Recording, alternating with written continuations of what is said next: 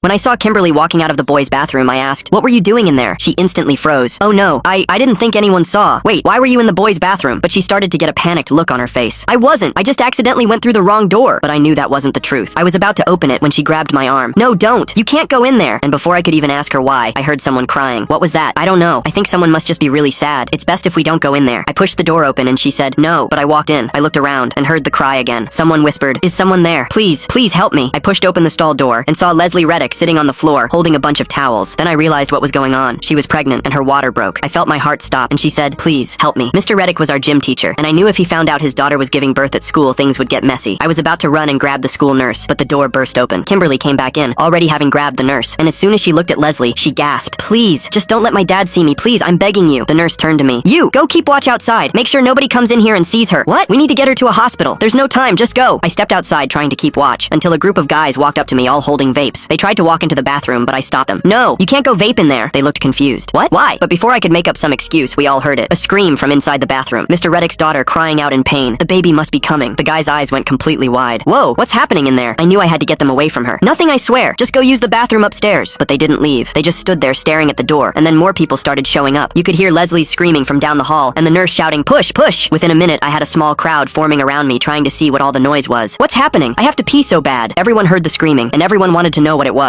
But then I saw him. Mr. Reddick was coming down the hallway. He walked up to the crowd with this confused look on his face and asked, "Has anyone seen my daughter?" Oh no. I had to make up a lie fast, but before I could say anything, we all heard Leslie screaming, "Oh my god! Ah!" Everyone was shocked until someone said, "Hey, that kind of sounds like her in there." Mr. Reddick looked at me, and since he was an ex-pro football player, I knew I stood no chance. I tried to block him, tried to tell him he couldn't go in, but he shoved me aside like I weighed nothing. "No, you can't!" But I hit the floor and watched him burst through the bathroom door. Oh no, no, no. This was really bad. 3 seconds later, he yelled, "What is this?" Mr. Reddick's voice echoed through the hallway. Everyone outside went completely silent. They still had no idea what was happening until we heard Mr. Reddick yell, "Who's the father?" And everyone couldn't believe it. "Is it Felix? I swear I'll kill him." Everyone looked at Felix. He had been dating Leslie for 9 months, and it all perfectly added up. He was sweating and started backing up, but then the door burst open, and we saw Mr. Reddick standing there. You could see the veins in his forehead. We heard the nurse yelling, "Come on, push!" Then we heard crying, but we knew this was bad. "You got her pregnant?" Just then, Felix panicked and turned, running down the hallway, but Mr. Reddick took off after him like a track star. He caught up and tackled him to the ground, and everyone couldn't believe what we were seeing. We saw Leslie come out of the bathroom holding something, and she yelled, "Dad, no!" Mr. Reddick pinned him to the ground and completely ignored his daughter. He started swinging, completely destroying Felix's face. Everyone panicked and pulled him off, and by the time they held him back, Leslie was crying. He was about to break free and hit him again, but Leslie yelled, "Dad, it's not his!" And when she said that, everyone went silent. Mr. Reddick stopped struggling, and even Felix looked up from the ground. Everyone's eyes went to the baby, and that's when we all saw it. Everyone collectively gasped, because even though Felix's face was beaten and purple, he was white. And when we saw the baby, it was beautiful and perfect, but definitely black.